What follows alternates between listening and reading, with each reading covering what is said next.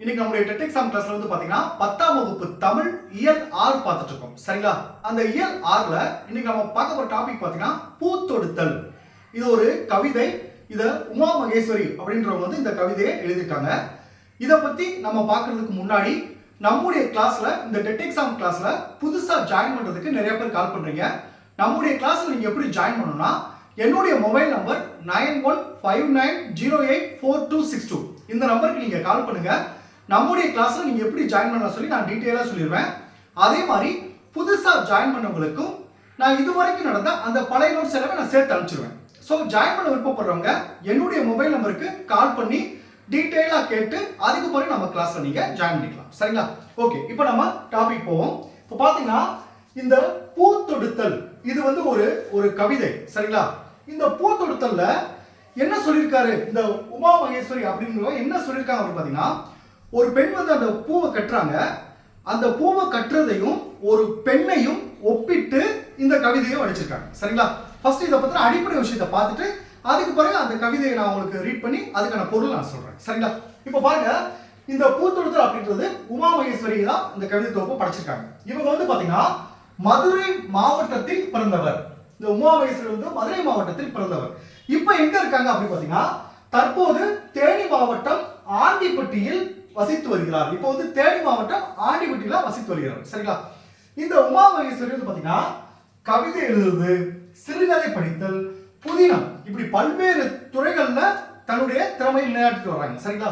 அதாவது கவிதை படைக்கிறாங்க, சிறுகதை எழுதுறாங்க, புதினம் படைக்கிறாங்க. சரிங்களா? இது வந்து அவங்களுடைய திறமை பத்தி.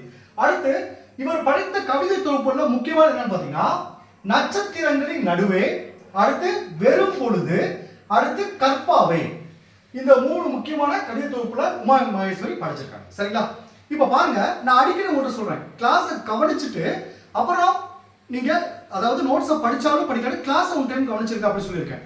ஏன்னா இதுல ஒரு கொஸ்டின் வந்து குரு 4க்கு ஒன்று கேட்டிருக்காங்க பாருங்க. அதுல புக்லயே இல்ல, அந்த பாடல் வரியில இருந்து கேட்டிருக்காங்க. சரிங்களா? அதை பத்தி அந்த பாடல் வரிகளை நான் நடத்துறேன். அப்ப என்ன கேட்டிருக்காங்க அப்படின்னு நான் சொல்றேன் பாருங்க. அதுக்கு பிறகு அந்த கிளாஸை கவனிக்கிற முக்கியத்துவம் உங்களுக்கு புரியும். சரிங்களா? இப்ப அவர் படைத்த கவிதை தொகுப்பை பார்ப்போம். இப்ப பாருங்க, அந்த கவிதை தொகுப்பை பாருங்க. ஃபர்ஸ்ட் பாருங்க, இந்த பூவை தொடுப்பது எப்படி அப்படி சொல்லி கொடுத்துருக்காங்க. அது கீழே பாருங்க, சாந்தமானதொரு பிரபஞ்சத்தை சுமக்கின்ற ஒல்லி தண்டுகள். பாருங்க, அந்த பூ வந்து ஒல்லி தண்டுகளாக தான் இருக்கும். அதை பாருங்க, இறுக்கி முடிச்சால் காம்புகளின் கழுத்து முறியும். அந்த பூவை வந்து கெட்டுறப்ப அந்த காம்பை நம்ம இறுக்கி அதை கட்டினோம்னா அது என்ன, அது முறிஞ்சு விடும் அப்படின்னு சொல்றாங்க. இது எப்படி சார் பெண் கூப்பிடுறாங்க? ஒரு பெண்ணை வந்து அடக்குமுறையா கையாண்டோம்னா அவங்க மனம் தளர்ந்துருவாங்க அப்படின்னு சொல்றாரு. அடுத்து பாருங்க, காம்புகளின் கழுத்து முறியும் சொல்றாங்க. அடுத்து பாருங்க, தளர பிணைத்தால் மலர்கள் தரையில் நழுவும். அதாவது கெட்டும் போது அது ரொம்ப இல்லாம ரொம்ப தளர்ந்து கட்டிட்டோம்னா அந்த பூ வந்து கீழே வந்து தரையில விழுந்துன்னு சொல்றாங்க. அதே மாதிரி ஒரு பெண் வந்து மனசு உடைஞ்சிட்டாங்கன்னா அவங்களுடைய அந்த குடும்பமே கீழே வந்துடும், அந்த நாடே கீழே வந்துடும் அப்படின்னு சொல்றாங்க. ஒரு பெண்ணுக்கான சக்தியை சொல்றாங்க. அடுத்து பாருங்க, இதுல பாருங்க என்ன கொஸ்டின் கேட்டாங்க அப்படின்னு பாத்தீங்கன்னா, இந்த மலர்களை வந்து மலர்கள் எப்போது தரையில் விழும் சொல்லி கேட்டிருக்காங்க. இது பாடல்கள் கேட்டிருக்காங்க. அப்ப என்ன, அது என்ன அர்த்தம் வரும்?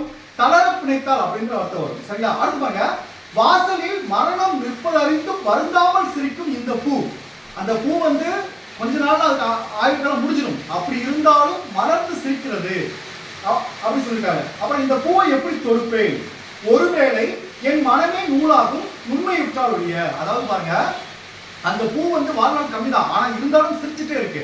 அதே மாதிரி பெண்களுக்கு எவ்வளவு கஷ்டம் துன்பம் வந்தாலும் அந்த துன்பத்தெல்லாம் மனசுக்கு அடிக்க வச்சு தான் குடும்பத்தை காப்பாள் அப்படின்னு சொல்லியிருக்காங்க. சரிங்களா?